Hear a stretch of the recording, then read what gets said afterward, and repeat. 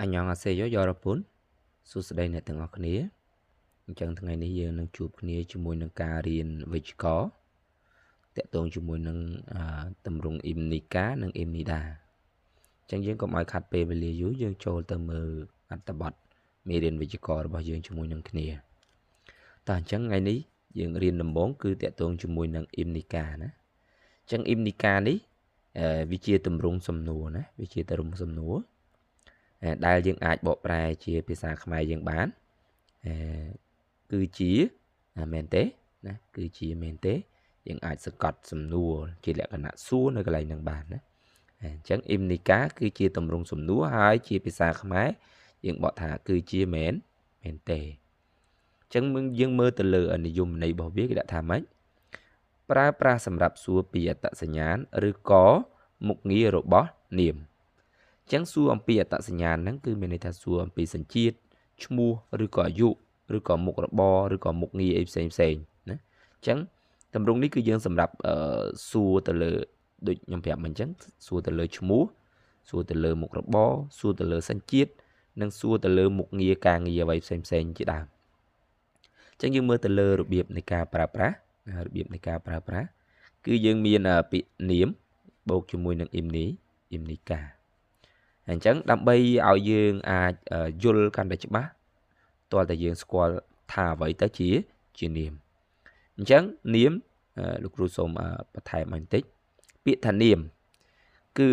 ជាពាក្យសម្រាប់បញ្ជាក់អីគេឈ្មោះមនុស្សសត្វវត្ថុរុក្ខជាតិពេលវេលានិងទីកន្លែងអញ្ចឹងទាំងអស់មាន6នៃនាមនាមមនុស្សនាមសត្វនាមរុក្ខជាតិនាមវត្ថុនាមពេលវេលានិងនាមទីកន្លែងអញ្ចឹងឲ្យតែជានាមគឺយើងអាចយកមកប្រើជាមួយនឹងទម្រង់អ៊ីមនីកានេះបានទាំងអស់ណាអញ្ចឹងអ៊ីមនីការបស់យើងគឺយើងបកថាគឺជាមែនទេអញ្ចឹងយើងមើលទៅលើឧទាហរណ៍គេដាក់ថាម៉េចហាក់សេងបកថាសិស្សណាយើងបកថាសិស្សនេះសិស្សហើយវាជានាមបញ្ជាក់មនុស្សណានាមបញ្ជាក់មនុស្សហើយអ៊ីមនីកាយើងបូកជាមួយនឹងទម្រង់យើងមកអ៊ីមនីកាគឺជាមែនទេណាចឹងយើងមើលទៅគេដាក់ថាហាក់សេងអ៊ីមនីកាណាហាក់សេងអ៊ីមនីកាដែលយើងបកថាអ្នកគឺជាសិស្សមែនទេក្នុងនេះអត់មានពាក្យអ្នកទេ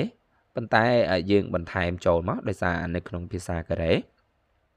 ជាទូទៅគេអត់សរសេរពាក្យអ្នកពាក្យខ្ញុំនឹងញឹកញាប់ពេកទេណាតែយើងអាចបកប្រែជាភាសាខ្មែរយើងបានដោយបន្ថែមពាក្យអ្នកឬក៏ខ្ញុំនៅខាងមុខអញ្ចឹងណាអញ្ចឹងតើអ្នកគឺជាសិស្សមែនទេណាតើអ្នកគឺជាសិស្សមែនទេអញ្ចឹងយើងអាចរកឧទាហរណ៍ផ្សេងទៀតតាក់ទងជាមួយនឹងអ៊ីមនីកាយកមកដាក់មកមានច្រើនទៀតណានេះអញ្ចឹងលោកគ្រូដាក់ឧទាហរណ៍ឲ្យតែមួយទេអញ្ចឹងយើងអាចដាក់ថាខាប៉ាំងអ៊ីមនីកាគេថេជីអ៊ីមនីកាណាសនស៊ីងនីមអ៊ីមនីកាណាគ្រាន់តែយើងបកតាមទម្រង់ដែលលោកគ្រូប្រាប់ហ្នឹងមកគឺជាការស្រេចតបន្ទាប់មកទៀតគឺយើងចូលដល់ទម្រង់អ៊ីមនីដាម្ដងអញ្ចឹងវិជ្ជាករអ៊ីមនីដាវាផ្ទុយជាមួយនឹងអ៊ីមនីកាណាអញ្ចឹងអ៊ីមនីដាគឺជាទម្រង់សម្រាប់និយាយប្រាប់ពីរឿងអ្វីមួយឬក៏សម្រាប់ឆ្លើយតបណាសម្រាប់ឆ្លើយតបជាមួយនឹងទម្រង់អីគេអ៊ីមនីកាហ្នឹងឯងអញ្ចឹងអ៊ីមនីកាគឺសម្រាប់សួរហើយអ៊ីមនីដានេះគឺសម្រាប់ឆ្លើយឬក៏និយាយប្រាប់ពីអ្វីមួយតែយើងបកថាគឺជាណាយើងបកថាគឺជាអញ្ចឹងយើងមើលទៅលើការប្រើប្រាស់របស់វាគេដាក់ម៉េចប្រើប្រាស់សម្រាប់ប្រាប់ពីអត្តសញ្ញាណឬឆ្លើយតបមុខងាររបស់នាមណាមួយណាអញ្ចឹងគឺផ្ទុយពីគ្នាមួយឆ្លើយមួយប្រាប់សំទោសមួយឆ្លើយមួយសួរណាមួយឆ្លើយនិងមួយសួរអញ្ចឹងយើងមើលទៅលើរបៀបនៃការប្រើប្រាស់គឺដូចខាងលើដែរទេរបៀបនៃការប្រើប្រាស់គឺយើងយកនាមណាមកបូកជាមួយនឹងអ៊ីមនីដាណាខាងលើនាមបូកជាមួយអ៊ីមនីកាហើយខាងក្រោមនាមបូកជាមួយនឹងអ៊ីមនីដាអញ្ចឹងខាងលើមិញគេសួរថាហាក់សេងនីកាតើអ្នកគឺជាសិស្សមែនទេអញ្ចឹងចម្លើយរបស់យើងហាក់សេងហើយយើងបូកអ៊ីមនីដាមានន័យថាម៉េចខ្ញុំគឺជាសិស្សនេះខ្ញុំគឺជាសិស្សណាអញ្ចឹងក្នុងនេះដូចខ្ញុំលោកគ្រូបញ្យល់មិញបានន័យថាយើងអត់មានទៅសេពាក្យឆនឿនក៏បានដែរគឺយើងអាចនិយាយជាភាសាខ្មែរយើងបន្ថែមពាក្យខ្ញុំឬក៏អ្នកណាពីមុខឲ្យហើយមកណាខ្ញុំគឺជាសិស្សបាទអញ្ចឹងសម្រាប់មេរៀនដែលតាក់ទងជាមួយនឹងទម្រង់អ៊ីមនីកានិងអ៊ីមនីដារបស់យើងថ្ងៃនេះយើង នឹងបញ្ចប់ត្រឹមនេះជាមួយនឹងគ្នាហើយសម្រាប់វិជ្ជាករនេះបើសិនជាអ្នកទាំងអស់គ្នាមិនទាន់យល់អីអាចសួរលោកគ្រូបន្ថែមបាន